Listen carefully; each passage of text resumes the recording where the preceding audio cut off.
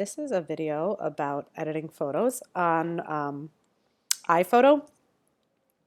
Um, Let me just find that for you, and then I'll talk a little bit about why I'm using iPhoto. So it's not in my dock down here, so I'm going up to the Finder in the upper right-hand corner, and I'm going to put in iPhoto and open it up that way. So it usually takes a second to open up. And there are a lot of online editing tools. Also on your phones, you often have filters.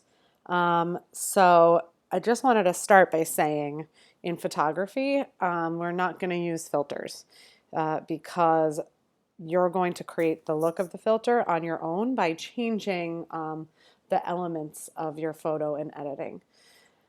Editing is the second phase of photography. So you have your first phase where you take your photo. Actually, it's a third phase. The first phase where you take your photo, the second phase where you pick which ones you want to work on, and the third phase where you improve them in editing. And there's a ton of options. You can completely change your photo in editing, and I'll show you a couple of ways to do that.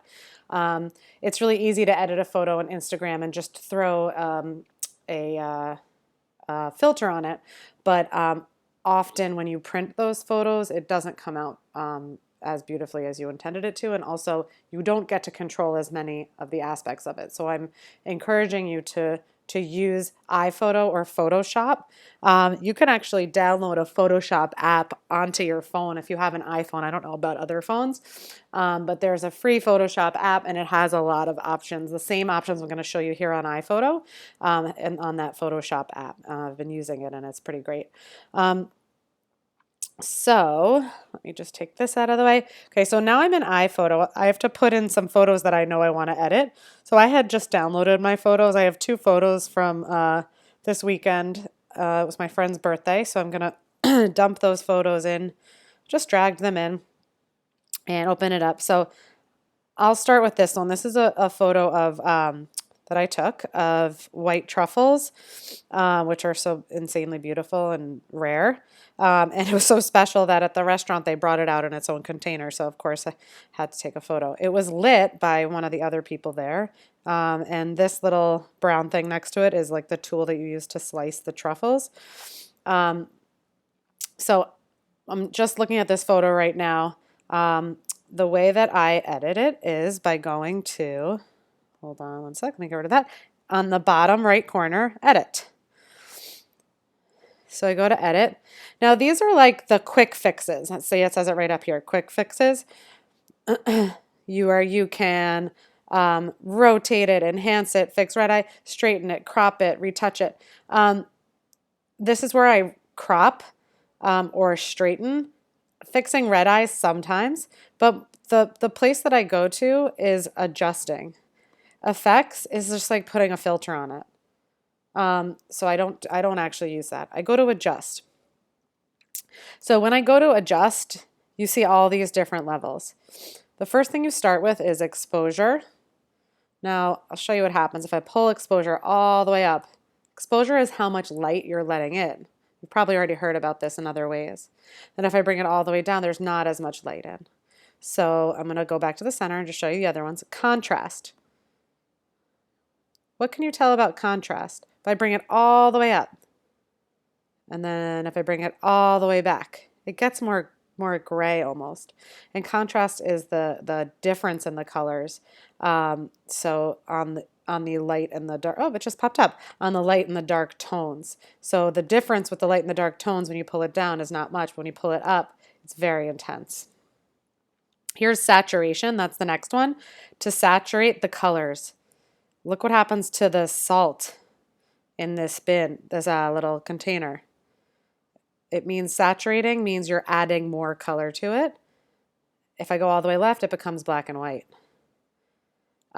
Avoiding saturating skin tones is something you can play with when you have people in your photo, because sometimes you notice that their skin tones, especially if somebody has darker skin, I'll avoid saturating skin tones. Then you have your definition, which this is all like, these are little things, but okay, so keep your eyes on this part. where my mouse is, right here, these yellow lines. So when you pull definition up, you see it gets more clear. And then highlights is where the brightness, wait, show me highlights. Okay, I'm coming back to that in a second. And shadows is just that. So it takes the shadows away. So if there's a dark shadow and you can't see something in it, then you can pull that up a little bit. Sharpness is the same thing. It's like makes it more grainy. It almost looks high def when you pull sharpness all the way up. And denoising is it softens the photo. It almost looks like a watercolor when you pull it all the way up. Okay, so let me go back to highlights. What was I going to tell you about that?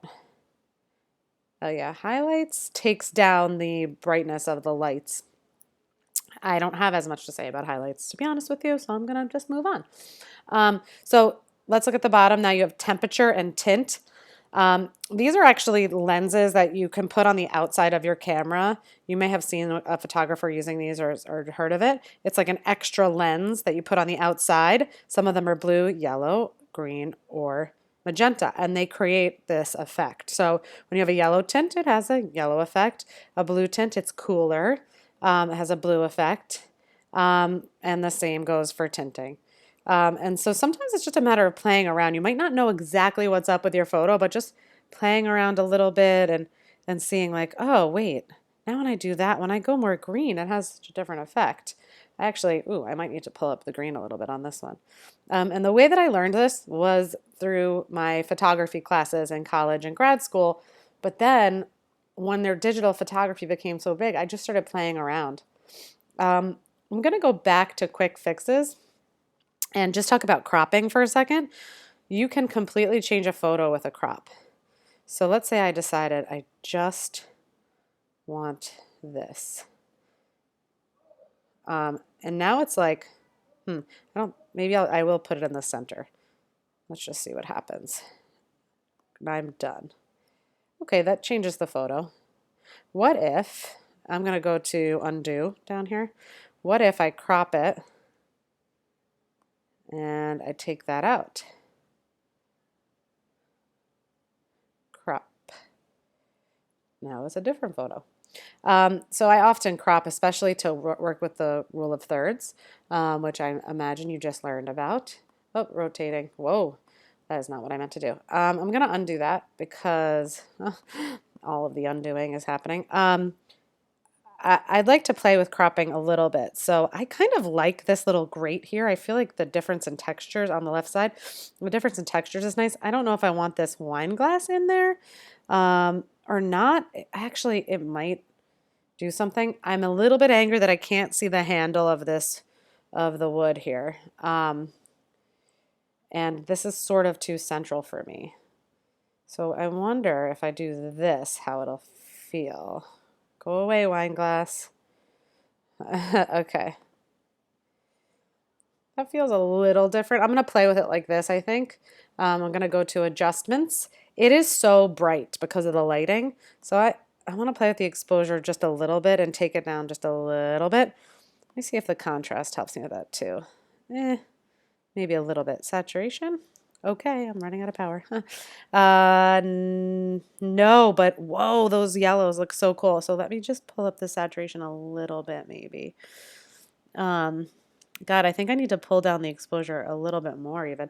I'm having a problem with how bright this is here. So you know what, I'm going to look at the temperature. Maybe that will help. I don't think so. I think this is maybe it for me with this one. Yeah, shadows? No.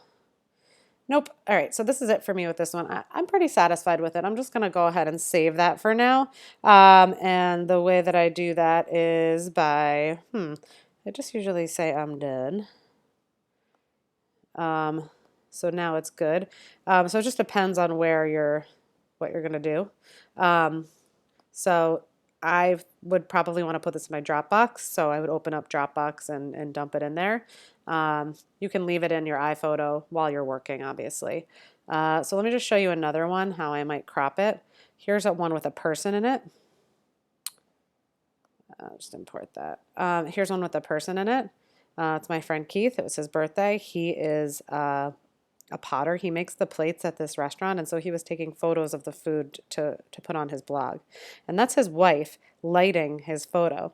So, and then there's another person taking a photo here. So I thought that was a fascinating shot because you have all this iPhone stuff happening and the food is being lit and everyone is just staring at them. You know, this is modern times, right? So I'm going to edit. I'm going to press crop. I think I want to keep Evangelina, his wife, in it because she adds something here for me with this diagonal line. And I want to keep Laura's hand in here because her hand goes with these lines.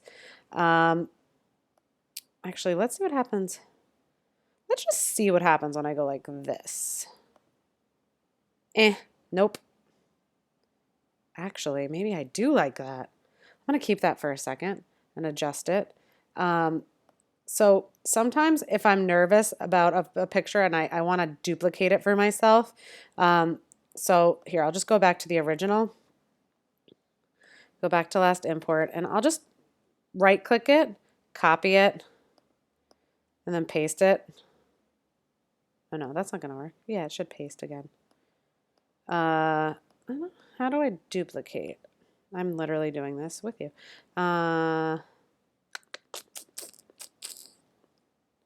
Duplicate. So I go to photos and duplicate, and then there's two of them. So I know I have the backup. Always have the backup. All right, so I'm going back to edit this. And if you're bored, you can totally stop listening to me, but I just wanted to show you one other. So I'm going to just do this and go to adjust and work. Hello, there they are. That's nice that I pull that up a little bit, so because it was so dark and it didn't really work, but now you still see everything. Let me check out the contrast a little bit. Nope. Let me pull it back until I feel it's just right. One thing to note is like with blacks, here's some black fabric. You want to try to see the details in it as best you can. Yep, I think we're good. Maybe a little warm.